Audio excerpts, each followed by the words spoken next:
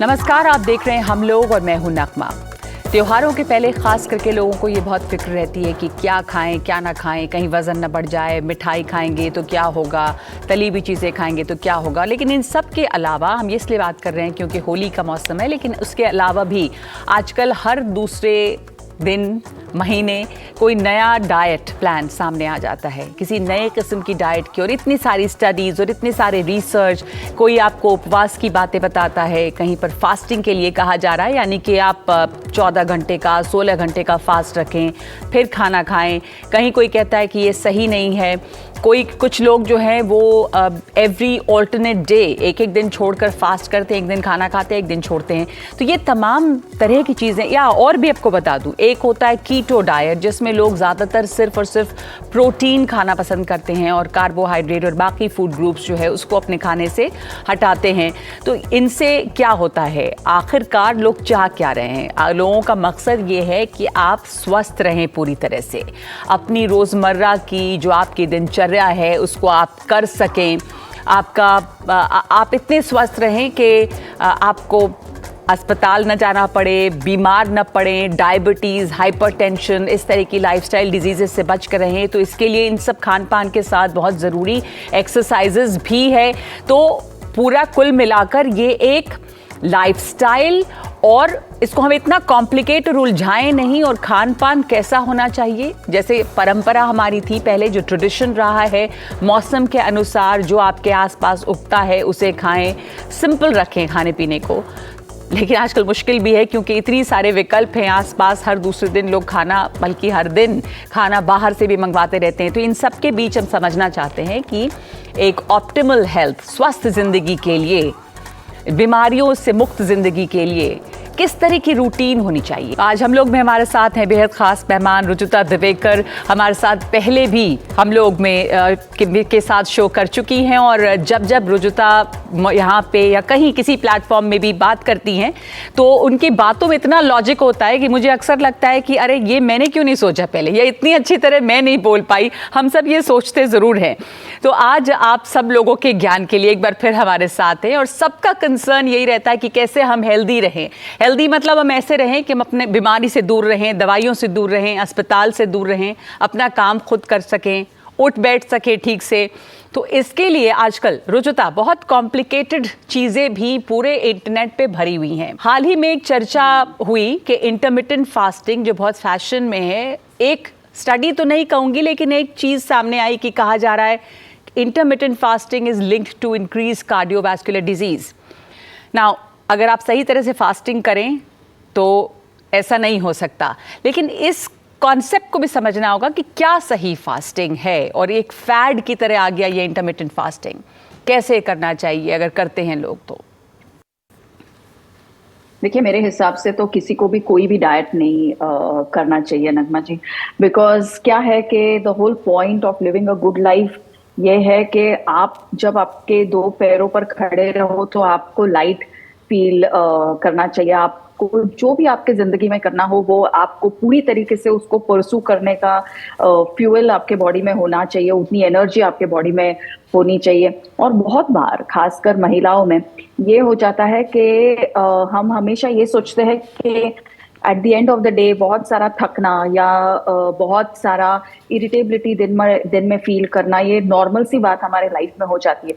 पर कई बार मैंने ये देखा है कि जब हम डाइटिंग करते हैं या कोई भी तरीके से अपने फास्ट, अपने ईटिंग को रेस्ट्रिक्ट करते हैं, तभी जाकर दोनों थकान की भी और मूड स्विंग्स की प्रॉब्लम्स हमारे लाइफ में क्रॉनिकली बढ़ती है। मतलब हर रोज ऑलमोस्ट हमारा मूड खराब रहता है, हर रोज हम लोग थके हुए रहते हैं।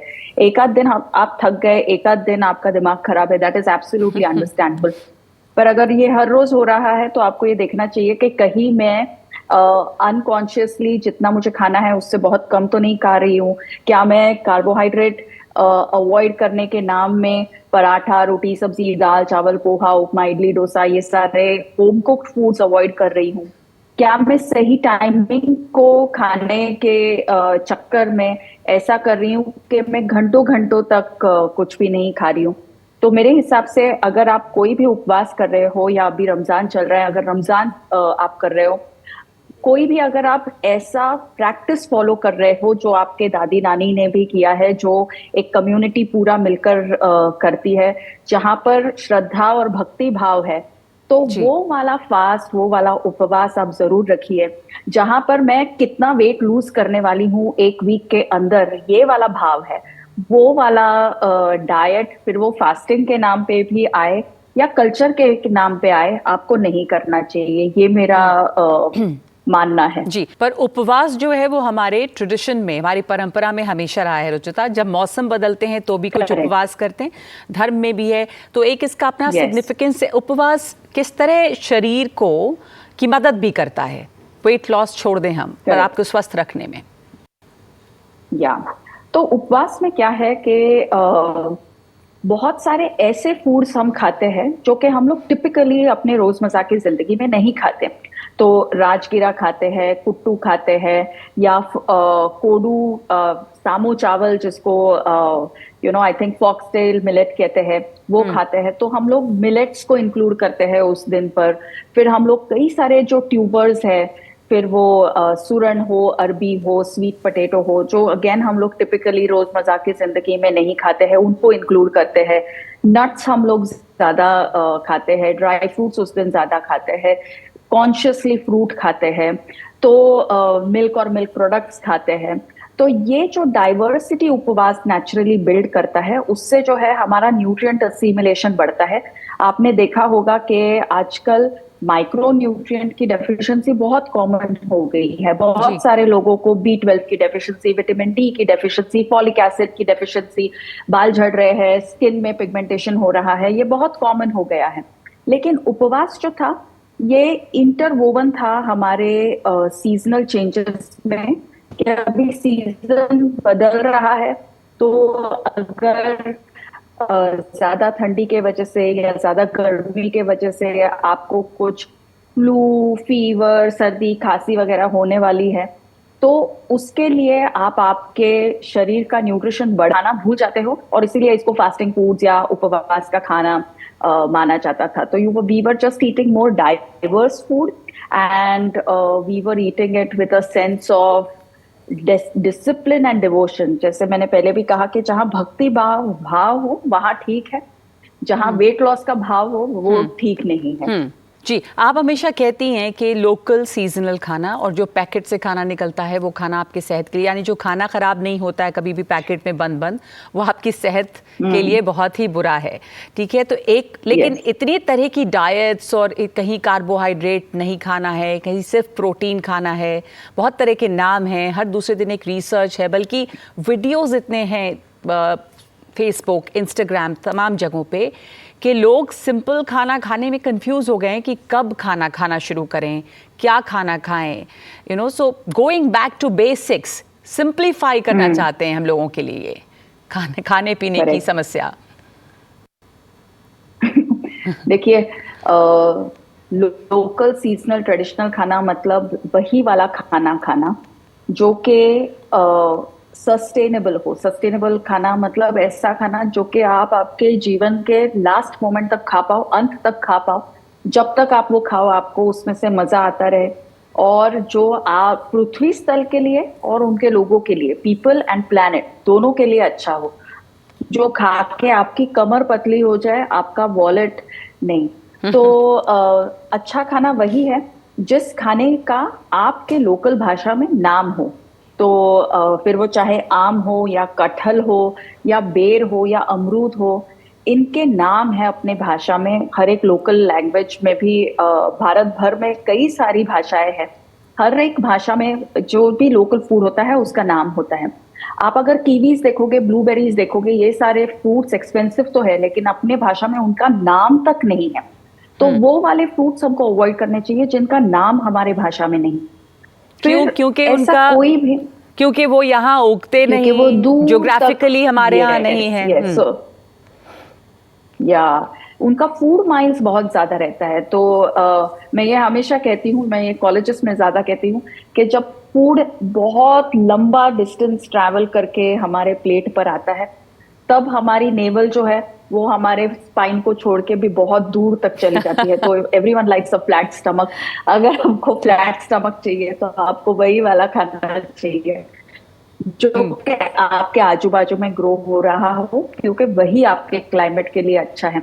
हम्म। देखिए, आई थिंक हम लोग का जनरेशन तो अभी we are in our 40s, but जो टीनेजर्स है, जो 20s में है, climate crisis in the future. और क्लाइमेट क्राइसिस में आपको वही वाला खाना सॉइल के लिए भी और आपके लिए अच्छा है जो कि लोकल हो, ट्रेडिशनल प्रोपोर्शंस में ही आपको खाना खाना चाहिए। हम्म। जैसे अभी आप देखोगे कि ईयर ऑफ द मिलेट चला था, तो it was almost a millet revival of sorts, तो उससे अवेयरनेस तो बहुत बड़ी, which was a wonderful thing. लेकिन जैसे हम लोग पहले मिलेट्स बनाते थे लड्डू में, हलवा में, रोटी में या भाकरी बना के, वो रिवाइव हुआ, या millet biscuit, millet pasta, millet pancake revive हुआ। So we have to understand कि हमारा जो कल्चरल ट्रेडिशनल फूड है, that should also not get commodified. Otherwise आज दोनों फार्मर और ग्रैंड मदर, ये दोनों को हम लोग कमोडिटी कर रही है, वेट लॉस इंडस्ट्री और food industry, and that needs to stop. क्योंकि अगर हेल्थ की बात हो रही है तो it has to be as simple as eating local, seasonal and traditional food. प्यार और खाने में कोई भी कॉम्प्लिकेशन नहीं होना चाहिए। प्यार और खाने में कॉम्प्लिकेट इसको मत कीजिए, सिंपल रखिए तो सबका जीवन सुखी होगा। एक बात समझना है आपसे, भारत में हमेशा कहा जाता है ना कि प्रोटीन डेफिशिएंट देश हमारा खाना जो है, मतलब ये होके रह गया कि सिर्फ आप दाल चावल अगर खाते हैं तो आप ज़्यादा से ज़्यादा सिर्फ कार्बोहाइड्रेट ही खा रहे हैं, और muscle loss as you age, तो देखते हैं हम हमेशा यहाँ पर पेट बाहर आने की टेंडेंसी ज़्यादा है, मसल लॉस की टेंडेंसी ज़्यादा है, क्योंकि खाने में आपके प्रोटीन जो है वो कम यूज़ करते हैं। और लेट खाना खाने का भी कल्चर बहुत है जो हमारे ट्रेडिशन में नहीं था। ऐसे तो सर्कैडियन रिदम फॉलो करना था, सूर्योदय सूर्यास्त वाला। तो उसके बारे में भी कुछ बताएं आप कि क्या है ये, कैसे खाना चाहिए। हमेशा से आयुर्वेद रहे, हमारी परंपरा रहे, उसने बताया ही है कि खाना कब बंद करें और कब खाना शुरू करें। देखिए, अभी प्रोटीन जो है उसका ये है कि फूड को अगर आप कार्बोहाइड्रेट, प्रोटीन और फैट के तरफ से देखोगे तो आप कॉन्स्टेंटली कंफ्यूज ही रहोगे। मैंने 1998 में काम करना चालू किया, तभी ये था कि जब लोग रोटी खाते थे तभी घी नहीं डालते थे, क्योंकि तभी फैट विलन था कि अगर फैट नहीं खाओगे तो ऑटोमेटिकली पतले हो जाओगे। अभी 2000 में अगर आप देखोगे, 2024 में, तो अभी करंटली विलन है कार्बोहाइड्रेट। तो अभी आप घी तो खा सकते हो, लेकिन अभी आप रोटी नहीं खा सकते हो, और अगर आप रोटी अवॉइड करोगे तो आप ऑटोमेटिकली पतले हो जाओगे।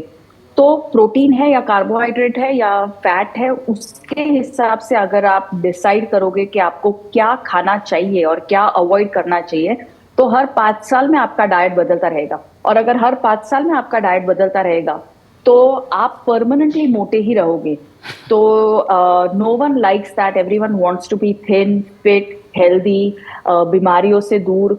तो उसके लिए आपको ऐसा ही खाना है जो कि आप जो सस्टेनेबल हो, which you can eat for a long time, जो खाना खा के आपको आपकी सेहत भी अच्छी रहे और आप सुखी भी रहो। कुल मिलाकर सब लोग यही चाहते हैं कि वो पूरी तरह से स्वस्थ रहें, बीमारियों से दूर रहें, और किस तरह से आपका खान पान इसमें मदद कर सकता है, इस पर हम बातचीत कर रहे हैं अपने एक्सपर्ट्स के साथ। इस ब्रेक के बाद वापस लौटते हैं, जुड़े रहिए हमारे साथ।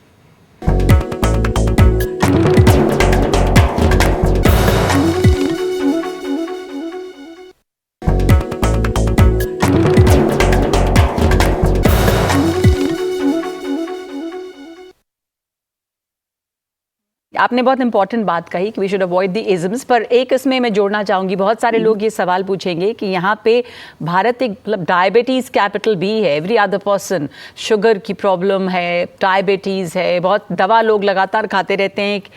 दे टेकन इट फॉर ग्रांटेड कि लाइफस्टाइल ये एक प्रॉब्लम है और दवा खाते रहिए। तो क्या डाइट में हमारे प्रॉब्लम? देखिए, हमारे डाइट में प्रॉब्लम नहीं है नगमा जी, हमारे पॉलिसीज में प्रॉब्लम है। अगर हम लोग स्कूल्स में फूड को कार्बोहाइड्रेट, प्रोटीन और फैट के तरफ से ही सिखाएंगे तो हम लोग कभी भी हमारे खाने पीने के संस्कृति को उसके फुल सेंस में नहीं समझ पाएंगे। That's one thing. स्कूल्स और सिलेबस में भी हमको जाकर चेंज करना पड़ेगा। and we have to be on the same page as the latest in science, and that is about eating according to culture, cuisine and climate, so that it is good for everyone. आज हम fashion में भी sustainability की बात करते हैं, तो diet में हम सस्टेनेबिलिटी की बात क्यों छोड़ रहे हैं? That is one thing. India में डायबिटीज है, अगर हर किसी को एक कुछ हो रहा है तो ये हमेशा पॉलिसी लेवल का ही प्रॉब्लम होता है. आज आप हम शहरों में हमारे चल नहीं सकते हैं. पहले हम लोग स्कूल कॉलेज तक चल पाते थे, अभी हम लोग चल नहीं सकते. Our roads are not good, air pollution बढ़ता रहता है. जंक फूड पर मार्केटिंग का रेगुलेशन नहीं है, टैक्स नहीं है. सरोगेट मार्केटिंग आज भी हमारे यहाँ पर अलाउड है. तो जब तक के स्ट्रॉन्ग पॉलिसीज नहीं आएंगी, जब तक के डिफॉल्ट इज नॉट हमारा डिफॉल्ट डिसीजन जो है वो हेल्थ के तरफ का होना चाहिए, जब तक ये नहीं होता है तब तक हम सबको ये बीमारियों का थ्रेट हमेशा रहेगा. And it will be up to us as individuals to fight it. लेकिन एक इंडिविजुअल जब कोई भी चीज फाइट करता है, we are very very small in front of a big problem. But when it is resolve at a policy level के walkable cities रहेंगे, हवा पानी साफ रहेगा, ग्रीन स्पेसेस ओपन रहेंगे, जंक फूड मार्केटिंग पर रेगुलेशन लगेगा, तो automatically you will find that rates of both obesity and diabetes will begin to drop. In fact, there are studies to show कि पिन कोड के हिसाब से भी लोगों का हेल्थ बदलता है. कि कोई पिन कोड्स में जहां पर ज्यादा साफ सुथरा वातावरण हो, चलने फिरने की जगह हो, वहां पर health parameters are better. And we also know that there is something called as social determinants of health. कि अगर आप बहुत पॉवर्टी से बाहर आते हो तो फिर आपको सब टाइप के डिसीजेस होने का रिस्क ज्यादा रहता है. And there I think our governments have worked really well in terms of anganwadi meals, in terms of ensuring that pregnant women get adequate food to eat, so that the children that they give birth to are healthy. And the minute we start going to school, हमको school में भी अच्छा खाना मिल रहा है, nutritious खाना मिल रहा है, तो एटलीस्ट एक मील क्यों ना हो, but it is at least nutritious. So these are the things that we need to do so that हम पॉपुलेशन लेवल पर इन बीमारियों पर मात कर पाए. अदरवाइज हमारे इंडिविजुअल खाने में कोई गड़बड़ी नहीं है that India is getting diabetic. This is a function of policy and poverty. So we have to understand that, and not of protein deficiency. क्योंकि international protein report जब release हुई है, last year release हुई थी. So they have been, they have very clearly said कि not just in India, across the world there is no such thing as a global protein gap. अगर आप non vegetarian हो, अगर आप vegetarian हो, या अगर आप वीगन भी हो, आपको प्रोटीन की डेफिशिएंसी तभी होती है जब आपको you don't have access to nutritious food. और एक्सेस टू न्यूट्रिशियस फूड तभी हमारा चला जाता है when there is poverty. So poverty is a much bigger problem than protein deficiency. आप वेजिटेरियन हो, नॉन वेजिटेरियन हो, अगर आप घर पर खाना खा रहे हो, टाइम पर खा रहे हो, तो you will have more than adequate levels of protein. You won't need to do anything like cutting down on roti and eating more dal to get more protein. पर आप क्या कहेंगी इस जोमेटो स्विगी जनरेशन को? एक विकल्प इतने हैं, खाना रात रात को ऑर्डर होता रहता है. समय के बारे में, तो कब खाएं कब नहीं खाएं, समय के बारे में आई थिंक इंडिया की जो खाने की या फूड विजडम की जो सारी सीक्रेट्स है, इनफैक्ट अभी हाल ही में मैंने ऑडिबल पे भी मेरा पॉडकास्ट रिलीज हुआ है, it's called secrets of good health. ये उसका 2nd सीजन है. ये हमारी सारा जो फूड विजडम है, ये हमारे कहानियों में, कहावतों में, गानों में छुपा हुआ है. गुड़ नाल इश्क मिटा हम कहते हैं, या तुम्हारे मुंह में घी शक्कर कहते हैं. जो बिना खाए घर से निकलता है वो हर जंग हारता है, ये भी हमारे यहाँ पर कहावत है. तो ऑब्वियसली हमको समय पे ही खाना चाहिए. जितना हम लोग लेट खाएंगे, जितना देर रात तक हम लोग खाते रहेंगे, so what if it is just going to come in the next 15 minutes और 20 मिनट्स. वो सारा खाना खाकर हम मोटे तो हो जाएंगे, that is just one problem. But the other problem is that we get much less healthier. हमारे ऑर्गन्स को we actually overload our stomach, and जितना मस्क्यूलेचर हमारे पास होना चाहिए for our age, we don't get that just because we are eating food at a time जहां पर digestion, assimilation, excretion is really not at its optimum. तो रात को हमको सोना चाहिए और सुबह हमको जागना चाहिए. अगर फूड ऑनलाइन ऑर्डर करना ही हो तो आई थिंक हफ्ते में एक बार से ज्यादा हमको ऑर्डर नहीं करना चाहिए, और वो भी प्री प्लान होना चाहिए. ये नहीं कि अभी बोर हो रहे हैं या बहुत इरिटेबल है तो क्या करें, चलो खाना ऑर्डर कर लेते हैं बाहर से. घर पर खाइए. और सबसे और इम्पोर्टेंट ये भी है कि समय पे सोइए. सोने जितना गहरा और अच्छा सोएंगे उतना स्वास्थ्य भी आपका अच्छा होगा. कुछ हमारे साथ इस जनरेशन, जोमैटो जनरेशन की मैंने बात की, स्विगी जनरेशन की, कुछ स्टूडेंट्स भी हैं. आप में से किसी का कोई सवाल, और ये आप ऐसे विषय पढ़ रही हैं जो होम साइंस से जुड़ा हुआ है, आपका कोई सवाल आप पूछना चाहते हैं? हाँ, माइक आपके पास ही है, पूछिए. नमस्कार मैम, मेरा नाम खुशी है. मैं Delhi university institute of home economics की छात्रा हूँ.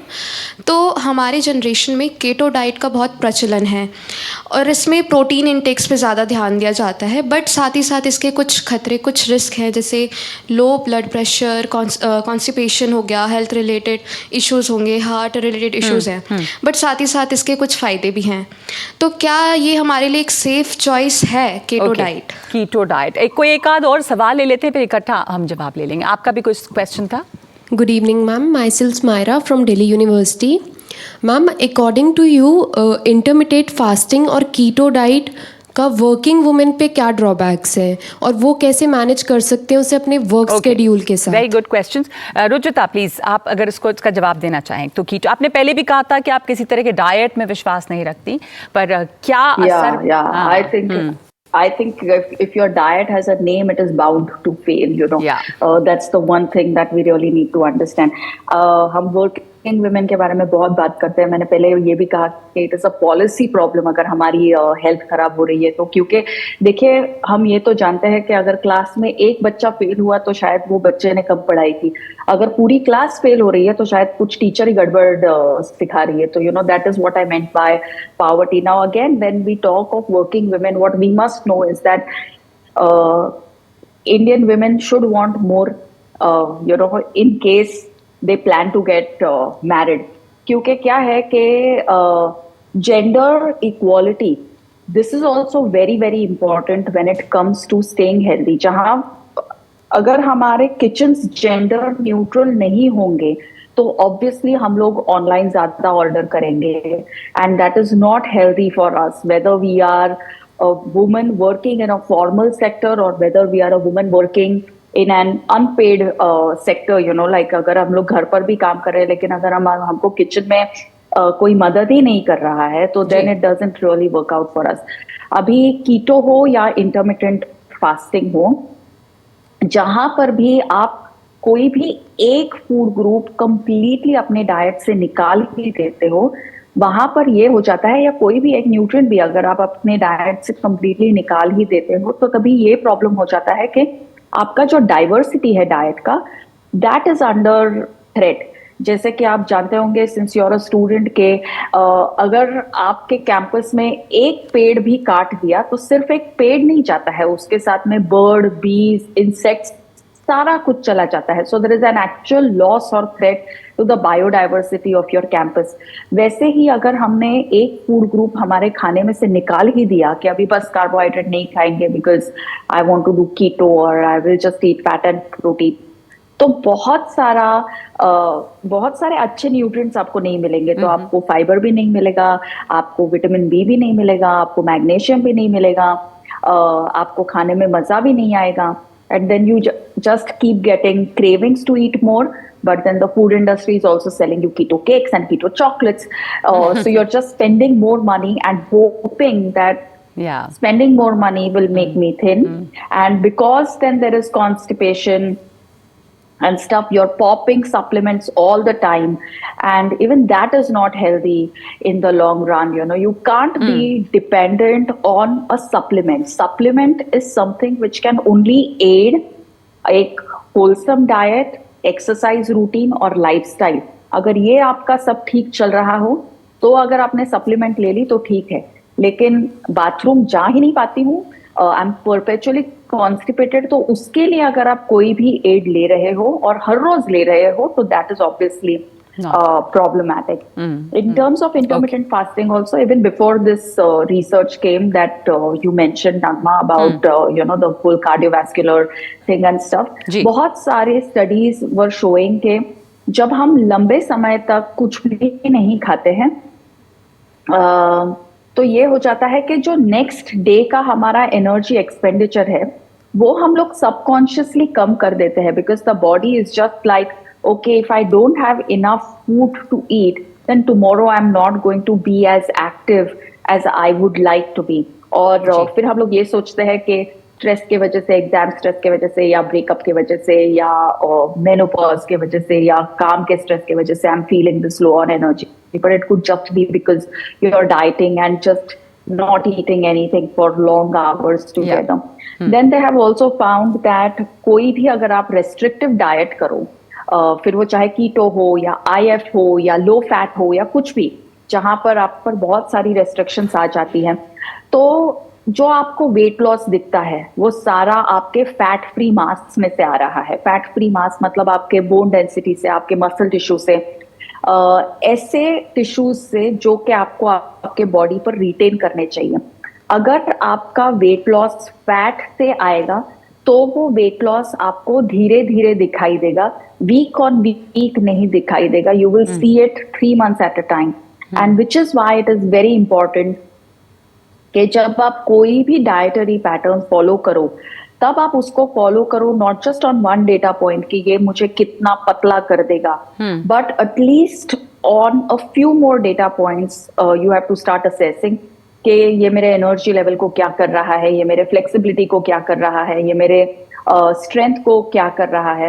And in terms of real life you need to check कि मेरा स्लीप क्वालिटी इंप्रूव हो रहा है या डिटियोरेट हो रहा है, मेरे शुगर क्रेविंग्स इंप्रूव हो रहे हैं या डिटियोरेट हो रहे हैं, मेरा पीरियड पेन इंप्रूव हो रहा है या खराब हो रहा है, मेरा एक्सरसाइज कंप्लायंस इंप्रूव हो रहा है या खराब हो रहा है, because these are real things. इसी को हम लोग सेहत मानते हैं. अगर सिर्फ वजन घट गया लेकिन पीरियड ट्रबल ज्यादा हो गया या कॉन्स्टिपेशन हो गया, शुगर क्रेविंग हो गया, मूड स्विंग्स हो रहे हैं, स्ट्रेंथ एनर्जी लेवल कम हो रहा है, नींद जा रही है, तो then that is like a it is exactly what बीमारी लुक्स लाइक. बिल्कुल, कि पूरी हेल्थ जा रही है और वजन भी जा रहा है. फिटनेस में वजन आपका धीरे धीरे भले ही जाए लेकिन बाकी आपके सारे हेल्थ पैरामीटर्स इंप्रूव होते रहते हैं कंसिस्टेंटली. यानी कि आपके डाइजेशन बेहतर होनी चाहिए, आपकी स्लीप, नींद आपको बेहतर आनी चाहिए, एनर्जी लेवल्स इंप्रूव होनी चाहिए, तो इसी को सेहत कहते हैं. बहुत बहुत शुक्रिया आपका हमारे साथ जुड़ने के लिए रुजुता दिवेकर. आपने जो बताया that we should basically keep it simple, बहुत उलझाए नहीं और गो बैक टू बेसिक्स. कितना ज़रूरी है अपनी परंपरा को याद रखना, अपना खान पान भी उसके अनुसार रखना, आपकी अपनी जगह और मौसम के हिसाब से खाना खाना, इन सब बहुत ज़रूरी, सिंपल लेकिन बहुत ज़रूरी बातों पर ये बातचीत जारी रहेगी एक ब्रेक के बाद.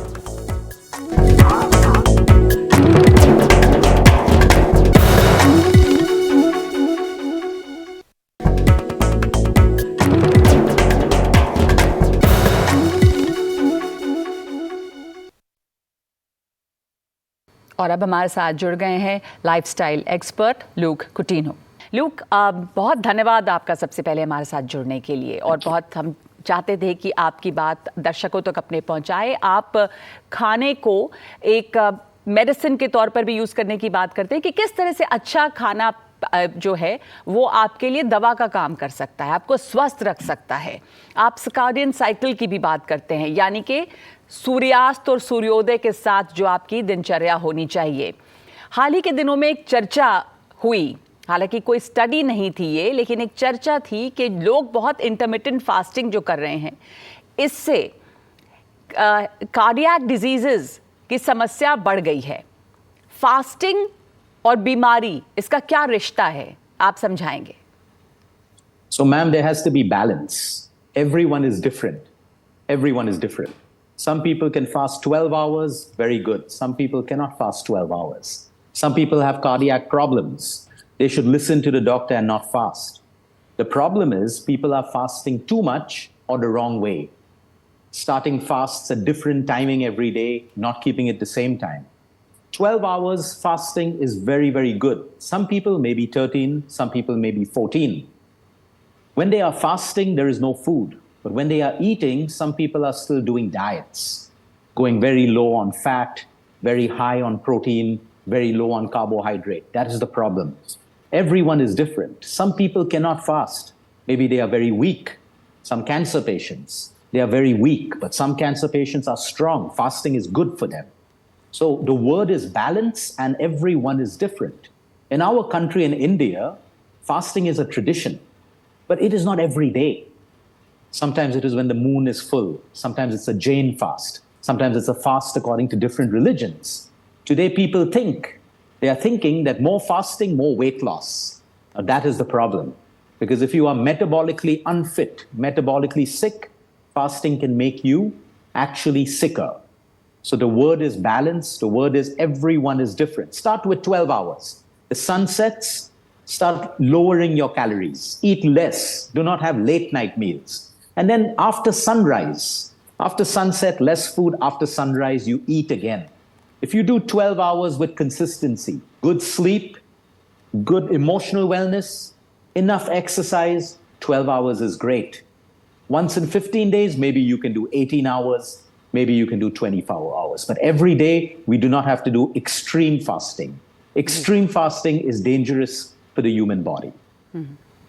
और ये आपने बताया कि हमेशा हमारे यहाँ ट्रेडिशन रही है फास्टिंग की, तो ये जो एक नई चर्चा है ऑफ इंटरमिटेंट फास्टिंग, ये तो पहले से हिंदुस्तान में लोग करते रहे हैं, लेकिन एक समय पे करते रहे हैं. अब क्या होता है, जो आपने बहुत इंपॉर्टेंट बात कही कि लोग हर दिन अलग अलग समय पे फास्ट करते हैं. किसी ने आपने 10 बजे रात में खाना खाया और फिर आपने सोचा कि अब हम 14 घंटे का फास्ट रख लें, 16 घंटे का फास्ट रख लें, तो ये सही नहीं है. एक समय पर खाना रोकना और एक समय पे खाना खाना, यानी कि रूटीन और डिसिप्लिन वो कितना महत्वपूर्ण होता है लोग. Discipline is very important, ma'am. Discipline will solve most people's problems. Weight loss, diabetes, cardiovascular problems. Discipline, consistency. Small steps, everyday small steps, no extreme. Today people fast 20 hours, 18 hours. Not needed. People stop eating sugar completely. Not needed. Everything is in balance, but discipline and consistency. Sleep is very, very important. India needs to sleep deeper. If we sleep deeper, cravings for food will come down. But if we are not sleeping, next day we are craving more carbohydrates. We are craving more sugar and more junk food. So lifestyle, like you said, lifestyle is a medicine. What is lifestyle medicine? Sleep, how happy we are, exercise, and nutrition. Food is medicine when nature gives it to us. If it's in a packet, processed food, junk, it is not medicine. If we eat that, then we need medicine. But if we are eating what nature gives us, fruits, nuts, seeds, everything that nature gives you, but not too much, not too little. Fasting, not too much, not too little. Every body is different. My body, 12 hours. Maybe your body, 13 hours. We know some people push. They think more fasting, more weight loss. But no, in our country, India, thyroid problems, hormonal problems, PCOS, PCOD is very big. Now, these patients should not be fasting for long hours. Then more stress on the body. They should start with only 12 hours. And then if they feel okay, then maybe do 13 hours. But everyone is different. Discipline and consistency will solve many problems in India when it comes to disease. हर रोज़ एक नया diet plan आपके सामने आता है. कुछ लोग weight loss के लिए आपको कई तरह के सुझाव देते हैं, लेकिन अगर आप लगातार किसी एक डिसिप्लिन के साथ जुड़े रहेंगे तो ये वेट लॉस या स्वस्थ रहना आपके लिए और भी ज़्यादा आसान होगा. जुड़े रहिए हमारे साथ, इसी तरह की बहुत सारी दिलचस्प बातें हम जारी रखेंगे.